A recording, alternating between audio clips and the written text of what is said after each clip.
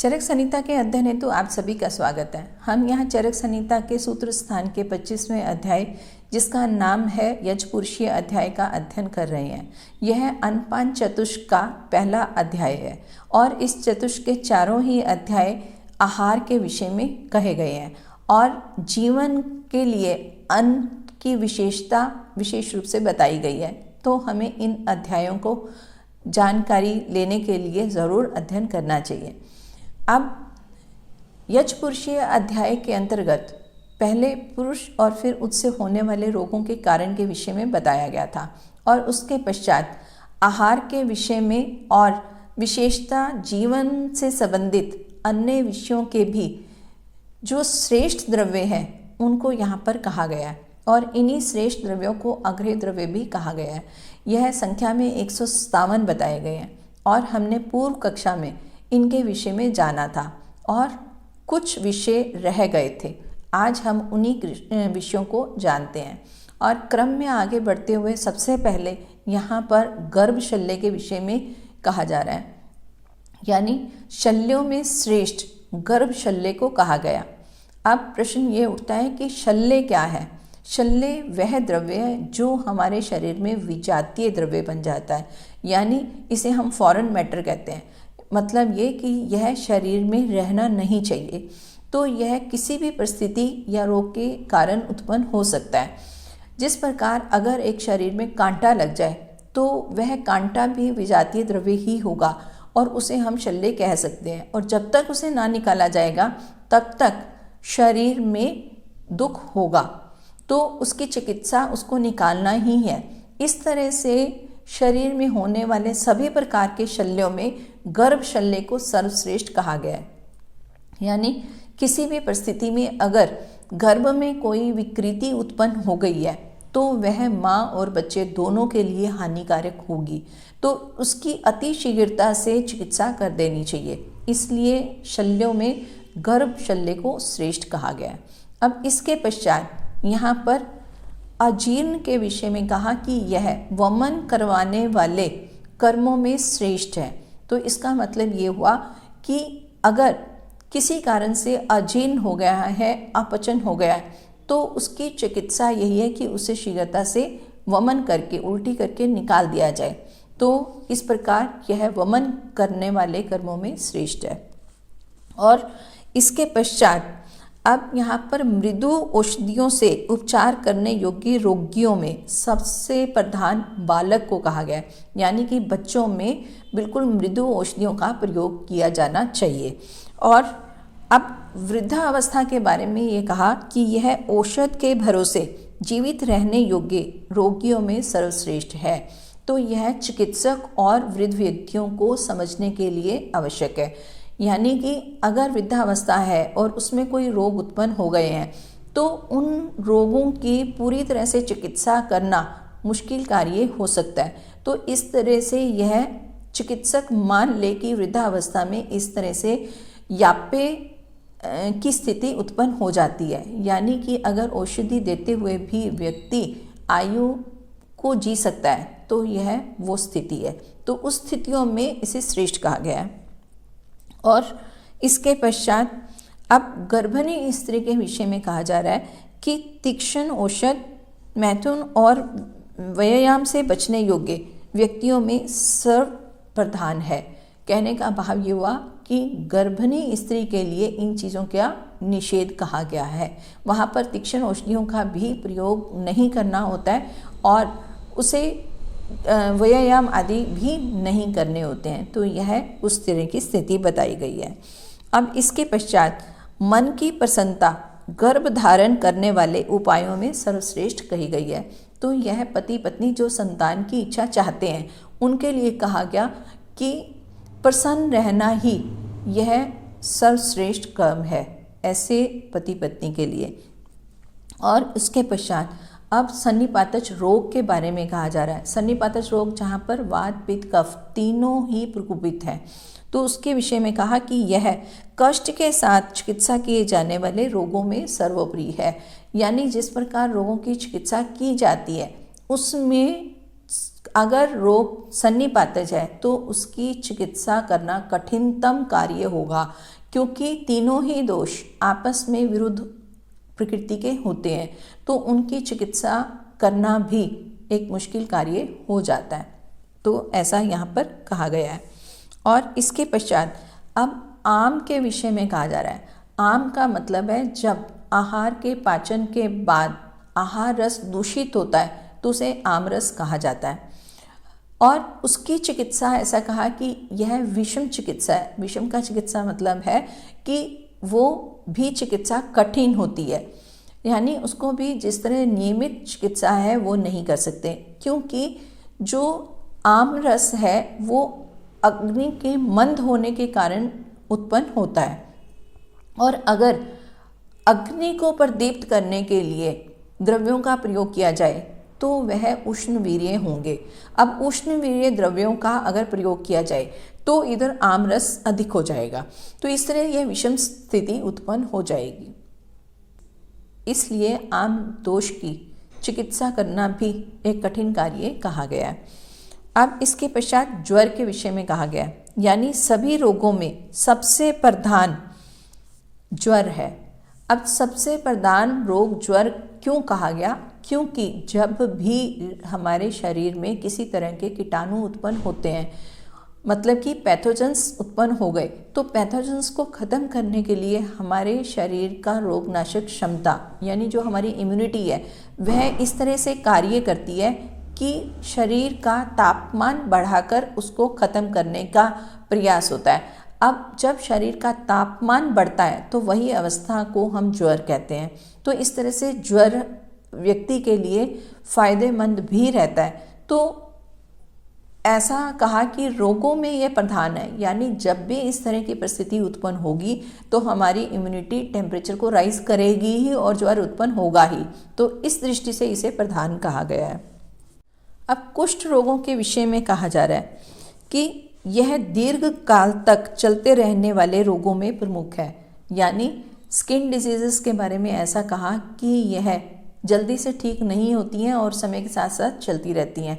ऐसा skin problems के बारे में विशेषता कहा ही जाता है कि ये ना तो रोग ठीक होते हैं और ना ही रोगी में कोई विशेष दुख होता है। तो यह चिकित्सा की दृष्टि से, यानी चिकित्सक की दृष्टि से इन्हें उत्तम माना जाता है। तो इसके पश्चात अब आगे राज्य यक्षमा के बारे में कह रहे हैं, यानी कि ट्यूबरक्लोसिस के विषय में कहा जा रहा है। उन रोगों में श्रेष्ठतम है जिन रोगों में रोगों का समूह बन जाता है। राज्य यक्षमा में शोष उत्पन्न होता है, यानी व्यक्ति जो है वो दुर्बल हो जाता है और फिर दुर्बल होने के कारण अन्य रोग भी उत्पन्न हो जाते हैं। इस तरह से ऐसे व्यक्ति में रोगों का समूह बन जाता है। तो राज्य यक्षमा के विषय में ऐसा कहा जा रहा है, रोगों के समूह में यह सर्वश्रेष्ठ है, मतलब कि ऐसी परिस्थिति में अनेक रोग उत्पन्न हो जाते हैं। और प्रमेह के विषय में कहा जा रहा है कि नित्य लगे रहने वाले या पुनः पुनः हो जाने वाले रोगों में सर्वश्रेष्ठ है। यानी कि अगर किसी को प्रमेह रोग उत्पन्न हुआ है तो उसकी रीअकरेंसेस भी हो सकती हैं। तो ऐसे रोगों में जो बार बार होने वाले रोग हैं उनमें प्रमेह को सबसे ऊपर कहा गया है। और इसके पश्चात अब जोग के विषय में कह रहे हैं, यानी जलोका के विषय में कहा जा रहा है, जिसे लीच कहा जाता है, कि यह अनुशस्त्रों में यानी रक्त आदि को बाहर निकालने वाले साधनों में सर्वोत्तम कहा गया। हमने रक्त मोक्षण के विषय में जाना था, उसमें कई विधियां कही गई थी और उनमें एक विधि जलोका अवचरण था, यानी लीच थेरेपी भी कही गई थी। अब इस प्रकार के अनुशस्त्रों में लीच थेरेपी को या जलोका को सर्वोत्तम कहा गया है। और इस विषय में हम भगवान धन्वंतरी के हाथ में भी हमेशा एक जलोका होती है, तो इस तरह से इसे श्रेष्ठ कहा गया है, क्योंकि यह बहुत प्राकृतिक है और नेचर ने ही इसको यह काम करने के लिए बनाया है, तो यह श्रेष्ठ कर्म है। और अब इसके पश्चात बस्ती के विषय में कहा जा रहा है कि यह पंचकर्म में सर्वश्रेष्ठ है। पंचकर्म में वमन, विरेचन, अनुवासन, स्थापन बस्ती और शिरोविरेचन कहा गया है। और इनमें भी श्रेष्ठ बस्ती को कहा जा रहा है क्योंकि बस्ती विशेषतर वातज रोगों की चिकित्सा है। और हमने ये जाना है कि वातज रोगों की संख्या पित्तज और कफज रोगों की संख्या की तुलना में अधिक है। तो इस तरह से वातज रोगों की चिकित्सा होने के कारण ही इसे श्रेष्ठ कहा गया। और इसके अलावा भी वात, पित्त और कफ को गति देने वाली है। तो इस तरह से अगर वात का शमन हो जाए, वात प्राकृतिक मात्रा में आ जाए, तो अन्य रोगों की भी शांति होती है। तो इस तरह से इस दृष्टि से बस्ती कर्म को श्रेष्ठ कहा गया है। अब इसके पश्चात औषधि के विषय में कह रहे हैं। और हिमालय को औषध द्रव्यों के लिए सर्वोत्तम भूमि कहा गया है क्योंकि वहाँ पर अनेक मात्रा में हमें औषधियाँ मिलती हैं। तो उस दृष्टि से यह उत्तम है। और फिर औषधियों में भी श्रेष्ठ औषधि को सोम कहा गया है, यानी कि सोम औषध द्रव्य सभी द्रव्यों में श्रेष्ठ है। और इसके पश्चात अब आगे मरुभूमि के बारे में कहा जा रहा है। भूमि भी 3 प्रकार की बताई गई है, मरुभूमि, अनूप भूमि और साधारण भूमि। तो मरुभूमि को हम जांगल प्रदेश भी कह सकते हैं, जहाँ पर वृष्टि यानी बारिश कम होती है और वहाँ पर कांटेदार पौधे अधिक मिलते हैं। यह प्रदेश स्वास्थ्य की दृष्टि से उत्तम माना गया है। और फिर इसके पश्चात वैद्य को चिकित्सा के 4 पादों में श्रेष्ठ कहा गया। यह हम सूत्र स्थान के 9वें और 10वें अध्याय में भी जान चुके हैं कि चिकित्सा के 4 पाद कहे गए हैं। उनमें पहला है वैद्य, फिर है औषध और उपचारक और रोगी। तो इन चारों में से वैद्य को श्रेष्ठ कहा गया क्योंकि चिकित्सा करने वाला वैद्य है, वो अपनी युक्ति के अनुसार ही औषध का निर्धारण करेगा और फिर उसकी सहायता के लिए उपचारक है और चिकित्सा जिसकी की जानी है वो रोगी है। तो रोगी को ठीक करने के लिए चिकित्सक की बुद्धि ही सबसे ज़्यादा काम करेगी, इसलिए इसे प्रधान कहा गया है। और अब इसके पश्चात अनूप देश के बारे में ऐसा कहा जा रहा है कि यह अहितकर देशों में सबसे प्रमुख है, यानी यहाँ स्वास्थ्य की दृष्टि से यह अच्छा नहीं है क्योंकि यहाँ पर वर्षा अधिक होती है और नमी अधिक रहती है और फिर नमी अधिक होने के कारण कफज रोगों की उत्पत्ति अधिक हो जाती है। तो इस तरह से यह स्वास्थ्य की दृष्टि से उत्तम नहीं माना जाता है। और आज्ञाकारिता रोगी के सभी गुणों में श्रेष्ठतम है। अब रोगी के विषय में ऐसा कहा जा रहा है कि रोगी को यह चाहिए कि वह चिकित्सक के निर्देशों को उचित रूप से पालन करे, यानी यहाँ चिकित्सक के निर्देशों को आज्ञा कहा गया, यानी जो व्यक्ति उनको मानता है वही रोगियों में श्रेष्ठ है। तो रोगी के लिए श्रेष्ठ कम उसका आज्ञा का पालन करना ही कहा गया है। और इसके अलावा अब यहाँ मित्रों के विषय में कहा जा रहा है कि व्यक्ति को संगति इस तरह से करनी चाहिए कि उनमें नास्तिक व्यक्ति ना हो, यानी यहाँ पर छोड़ने लायक व्यक्ति ऐसा कहा गया जो नास्तिक है। मतलब अगर कोई व्यक्ति ईश्वर में आस्था नहीं रखता है तो उसका साथ भी नहीं करना चाहिए। इसका भाव हम ये समझ सकते हैं कि अगर कोई व्यक्ति ईश्वर में आस्था नहीं रखता है तो वह सत्कार्य करने में भी विश्वास नहीं रखेगा। तो यहाँ पर सत्कार्य करने वाले का ही भाव लिया गया है। जो इस तरह से कार्य नहीं करता है उसकी संगति नहीं करनी चाहिए। और इसके पश्चात लालच करना कष्ट देने वाले कारणों में सर्वोत्तम है, यानी कि वे सभी कार्य जो हमें कष्ट देने वाले हैं उनमें से सबसे ऊपर लालच करना है। तो ऐसा समझ सकते हैं कि लालच से ही अनेक और हम गलत कार्य करते हैं। तो इसलिए लालच सबसे बुरी बला है, इसे हमें छोड़ देना चाहिए। और वैद्य के आदेश का पालन न करना रोगी के अरिष्ट लक्षणों में प्रमुख है। मतलब अगर कोई रोगी चिकित्सक के निर्देशों को नहीं मानता तो यह अरिष्ट लक्षण है। अरिष्ट लक्षण का मतलब है वो मृत्यु के सूचक लक्षण है। इसी चरक संहिता में हम आगे अरिष्ट लक्षणों के विषय में भी जानेंगे। तो उनमें से एक मुख्य लक्षण ये कहा गया कि जब रोगी चिकित्सक के निर्देश को नहीं मानता। और मानसिक क्लेश का न होना आरोग्य के लक्षणों में सर्वश्रेष्ठ है। अब यहाँ पर संक्षेप में ये कहा जा रहा है कि अगर व्यक्ति को आरोग्य रहना है, स्वस्थ रहना है, तो उसमें ऐसा कहा कि मन में किसी भी तरह का कोई क्लेश नहीं होना चाहिए। किसी तरह का कोई तनाव, कोई तरह की चिंता रोगों का ही कारण होता है। तो इस तरह से उन सब का न होना आरोग्यता का सबसे बड़ा लक्षण है। अब इसके पश्चात वैद्य समूह यानी कि ग्रुप ऑफ डॉक्टर्स के बारे में कहा जा रहा है कि रोगी की परीक्षा या चिकित्सा में संशय को दूर करने वाले साधनों में सबसे प्रधान है। यानी अगर किसी व्यक्ति के रोग की शंका हो रही है, यानी कि हम अगर डायग्नोस पूरी तरह से नहीं कर पा रहे हैं, तो उसके लिए वैद्यों का समूह होना, मतलब हम ग्रुप ऑफ डॉक्टर से डिस्कशन करके उसको जान सकते हैं, तो यह उसके लिए बेस्ट मेथड माना जाएगा।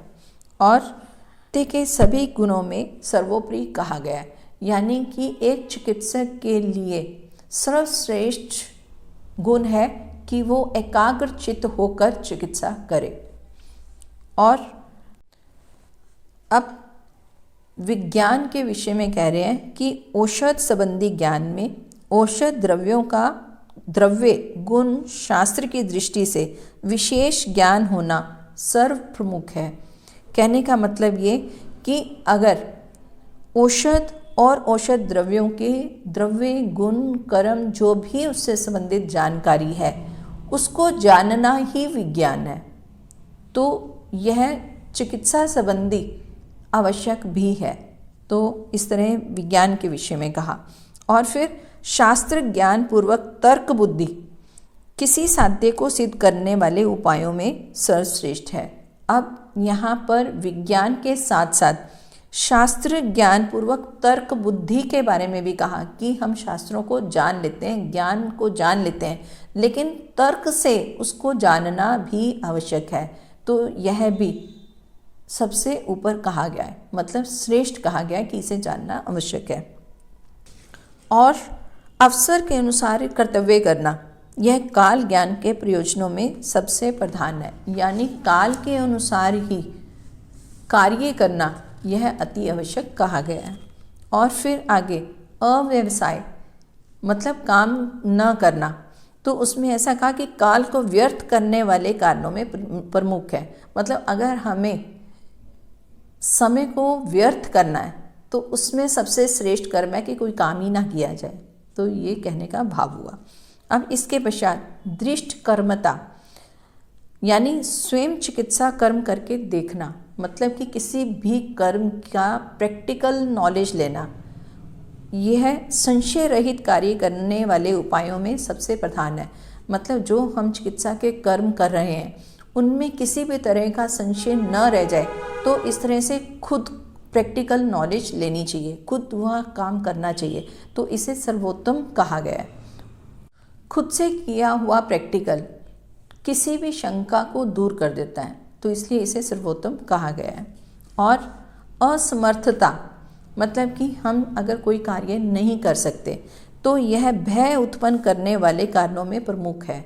मतलब जहाँ पर भी असमर्थता होगी तो उस स्थिति में एक भय उत्पन्न हो जाता है, तो यह भय उत्पन्न करने वाले द्रव्यों में सर्वश्रेष्ठ कहा गया। तो इसका कहने का मतलब ये है कि अगर हम किसी कार्य में समर्थ हैं, कोई भी कार्य अगर हम कर सकते हैं तो उससे हमें किसी तरह का कोई डर उत्पन्न नहीं होता है। लेकिन अगर हम नहीं कर पाते हैं तभी डर उत्पन्न होता है। तो यहाँ इसको समझने के लिए भी अनेक उदाहरण हमें मिल सकते हैं।